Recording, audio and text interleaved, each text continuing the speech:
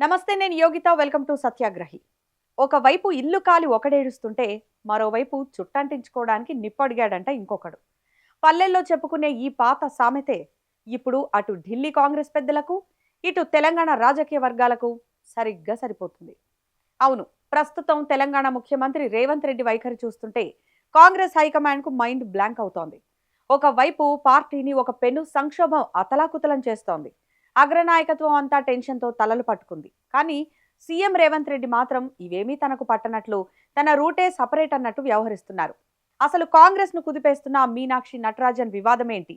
ఆ వివాదం నడుస్తుండగానే రేవంత్ రెడ్డి ఢిల్లీలో ఎందుకు ప్రత్యక్షమయ్యారు? ఆయన వ్యూహం ఏంటి? ఇప్పుడు తెలంగాణలో ఉన్నది కాంగ్రెస్ రేవంత్ ప్రభుత్వమా లేక రేవంత్ బీజేపీ ప్రభుత్వమా? ఈ స్టోరీలో చూద్దాం. తెలంగాణ కాంగ్రెస్ లో ఇప్పుడు మీనాక్షి నటరాజన్ రాజ్యసభ సీటు వ్యవహారం ఒక పెను తుఫాన్ను సృష్టించింది. ఈ వ్యవహారం వెనక కాంగ్రెస్ పార్టీని లోపల నుంచి దెబ్బతీసిన ఒక పెద్ద కుట్ర ఉందనే అనుమానాలు బలపడుతున్నాయి. ఇక్కడే కొన్ని పదునైన ప్రశ్నలు కాంగ్రెస్ అధిష్టానాన్ని వేధిస్తున్నాయి. మొదటి ప్రశ్న, గాంధీ భవన్ అడ్రస్ కు స్పష్టంగా వచ్చిన కోర్టు నోటీసులను రాష్ట్ర కాంగ్రెస్ ఇన్ఛార్జ్ మీనాక్షి నటరాజన్ కు చెప్పకుండా దాచింది ఎవరు? ఆ నోటీసులను తొక్కిపెట్టింది ఎవరు? ఇక రెండో ప్రశ్న, అత్యంత కీలకమైన రాజ్యసభ ఎంపీ పదవికి నామినేషన్ వేసే సమయంలో ప్రతి చిన్న విషయాన్ని స్క్రీనింగ్ చేయాల్సిన, అలర్ట్ గా ఉండాల్సిన కాంగ్రెస్ లీగల్ సెల్ ను ఈ నోటీసుల గురించి అసలు ప్రస్తావించకుండా ఆపిన ఆ అదృశ్య హస్తం ఎవరిది? మూడోది, అత్యంత కీలకమైన ప్రశ్న, గాంధీ భవన్ లో దాచిపెట్టిన ఈ కోర్టు నోటీసుల గురించిన పక్కా సమాచారాన్ని కరెక్ట్ టైంలో మధ్యప్రదేశ్లో ఉన్న బీజేపీ నాయకులకు అందజేసింది ఎవరు? ఈ మూడు ప్రశ్నలు ఇప్పుడు కాంగ్రెస్ పార్టీ పునాదులను కదిలిస్తున్నాయి. సొంత పార్టీలోనే ఉంటూ శత్రువులకు సమాచారం చేరవేసిన ఆ కోవర్ట్ ఎవరు? ఆ కల్ప్రిట్ ను పట్టుకోవడానికి ఏఐసిసి పెద్దలు ఇప్పుడు మల్లగుల్లాలు పడుతున్నారు. వరుస సమావేశాలు ఏర్పాటు చేస్తూ పార్టీని ముంచిన ఆ అంతర్గత శత్రువును వెలికి తీయడానికి తీవ్రంగా ప్రయత్నిస్తున్నారు. ఇది సరిపోదన్నట్లు బీజేపీ నేతలు కూడా కాంగ్రెస్ పైనే ఆరోపణలు గుప్పిస్తున్నారు. మొన్నటికి మొన్న అంటే మీనాక్షి నటరాజన్ రాజ్యసభ నామినేషన్ తిరస్కరణకు గురైన రోజు మధ్యప్రదేశ్ బీజేపీ కీలక నేత ఓపెన్ స్టేట్మెంట్ ఇచ్చారు. कांग्रेस ने जान करते हार के डर से षड्यंत्र पूर्वक उनके प्रत्याशी के फार्म में गलती रखी, क्योंकि ये सीट पर कई सारे कांग्रेसियों की नजर थी। जब उनको सीट नहीं मिली तो ये खेल बिगाड़ने का काम कांग्रेसियों ने किया। कितनी छोटी बात है, कोई पंच सरपंच का भी फार्म भरता है तो क्या उसके आपराधिक रिकॉर्ड की जानकारी नहीं देना चाहिए? जो 10-10 बार चुनाव लड़ चुके ऐसे बड़े नेताओं के साथ, और वो भी राज्यसभा जैसे उच्च सदन के चुनाव में आप नामिनेशन फॉर्म भरते हो, तो ये आप जानबूझ करके षड्यंत्र कर रहे हैं। एक तरफ आपको अपने विधायकों पे भी भरोसा नहीं, इसलिए प्लेन लेकर उनको लड़ाने का, डराने का, कितने प्रकार से ये जो नाटक करने का प्रयास है।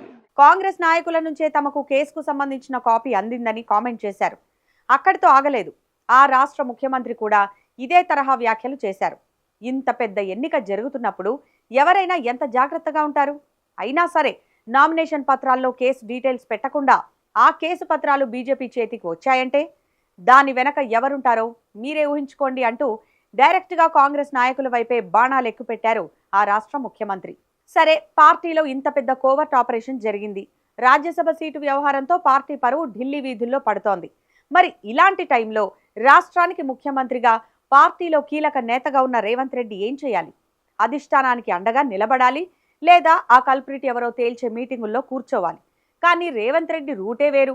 రాష్ట్రంలో అటు ఢిల్లీలో ఇంత రచ్చ జరుగుతుంటే ఆయన ఇవేమీ పట్టనట్లు లైట్ తీసుకున్నారు. ఒకవైపు ఏఐసిసి ప్రధాన కార్యాలయంలో మీనాక్షి నటరాజన్ ఎఫెక్ట్ పై అత్యంత సీరియస్ గా, అత్యవసరంగా మీటింగ్ జరుగుతుంటే సరిగ్గా అదే టైంలో సీఎం రేవంత్ రెడ్డి ప్రధానమంత్రి నరేంద్ర మోదీతో భేటీ అయ్యారు. మీనాక్షి వ్యవహారాన్ని, పార్టీ సంక్షోభాన్ని పక్కన పెట్టేసి ఢిల్లీలో బీజేపీ అగ్రనేతలను కలవడానికే రేవంత్ రెడ్డి అత్యంత ప్రాధాన్యత ఇవ్వడం ఇప్పుడు రాజకీయ వర్గాలను ముక్కున వేలేసుకునేలా చేస్తోంది.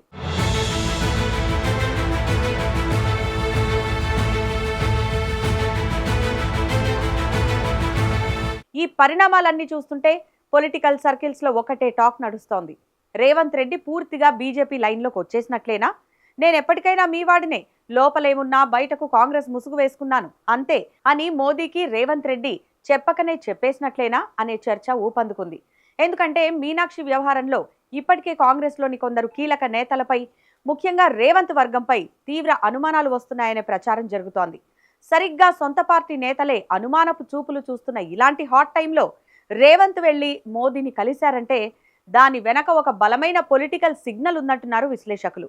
నన్ను టచ్ చేస్తే ఊరుకునేది లేదు, ఒకవేళ కాంగ్రెస్ అధిష్టానం నాపై ఏమాత్రం తేడాగా ప్రవర్తించినా నేను నా ఆల్టర్నేట్ రూట్ చూసుకున్నాను అని ఇండైరెక్ట్ గా హైకమాండ్ కు రేవంత్ రెడ్డి గట్టి వార్నింగ్ ఇచ్చారా అనే అనుమానాలు వ్యక్తమవుతున్నాయి. ఇవన్నీ ఏవో గాల్లో నుంచి పుట్టుకొచ్చిన వార్తలు కాదు. రాష్ట్రానికి చెందిన బీజేపీ నాయకులు కూడా ఇలాంటి కామెంట్సే చేశారు. కామెంట్ చేసింది అల్లాటప్ప నాయకులు కూడా కాదు, ఇద్దరు కూడా బీజేపీ ఎంపీలే, ఆ పార్టీకి కీలక నాయకులే. అందులో ఒకరేమో ఎంపీ అరవింద్ అయితే మరొక నాయకుడు ఎంపీ కొండా విశ్వేశ్వర్ రెడ్డి. సీఎం రేవంత్ రెడ్డి బీజేపీలో చేరితే చేరొచ్చు, తెలంగాణలో కాంగ్రెస్ను ఖతం చేశాక ఆ పని చేస్తుండొచ్చు. ఇవన్నీ హై లెవెల్లో జరిగే విషయాలు, నాకేమీ తెలియదు అంటూనే అసలు విషయాన్ని కుండబద్దలు కొట్టేశారు బీజేపీ ఎంపీ కొండా విశ్వేశ్వర్ రెడ్డి. మరో ఎంపీ అరవింద్ కూడా ఇలాంటి అనుమానాన్నే బయటపెట్టారు. మీనాక్షి నటరాజన్ రాజ్యసభ నామినేషన్ తిరస్కరణ వ్యవహారంలో ఆమెపై ఉన్న కేసు వివరాలను చాటుగా సీఎం రేవంత్ రెడ్డే ఇచ్చి ఉండొచ్చని బాంబు పేల్చారు ఆయన. అసలు తెలంగాణలో మీనాక్షి నటరాజన్ పై కేసుందని ఎలక్షన్ కమిషన్కి ఏమైనా కలొచ్చిందా? ఎవరో చెప్తేనే కదా తెలిసేది. మరి ఎవరు చెప్పుండొచ్చు? రేవంత్ రెడ్డే చెప్పారేమో అని అనుమానం వ్యక్తం చేస్తూనే ఇది కాంగ్రెస్ కుట్ర, రేవంత్ రెడ్డి కుట్రనా అనేది ఆ పార్టీనే విచారణ చేసి తేల్చుకోవాలని చురకలంటించారు. అంతేకాదు, తెలుగు రాష్ట్రాల చరిత్రలో అతి ఘోరంగా ఓడిపోయే సీఎం రేవంత్ రెడ్డి అని జోస్యం చెప్పారు ఎంపీ అరవింద్.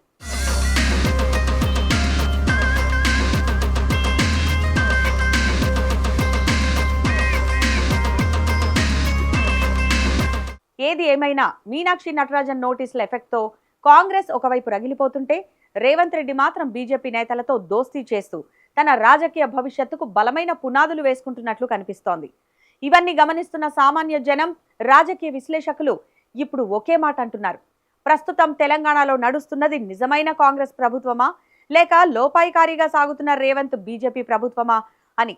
మరి కాంగ్రెస్ ఇల్లు కాలుతుంటే రేవంత్ రెడ్డి మోదీని కలవడంపై, ఈ కోవర్ట్ రాజకీయాలపై మీ అభిప్రాయం ఏంటి? నిజంగానే రేవంత్ రెడ్డి బీజేపీ లైన్ తీసుకున్నారా? మీ అభిప్రాయాన్ని కామెంట్ బాక్స్లో మాకు తప్పకుండా తెలియజేయండి. ఇలాంటి మరిన్ని లేటెస్ట్ పొలిటికల్ అప్డేట్స్ కోసం మా ఛానల్ని ఇప్పుడే సబ్స్క్రైబ్ చేసుకోండి. Thanks for watching.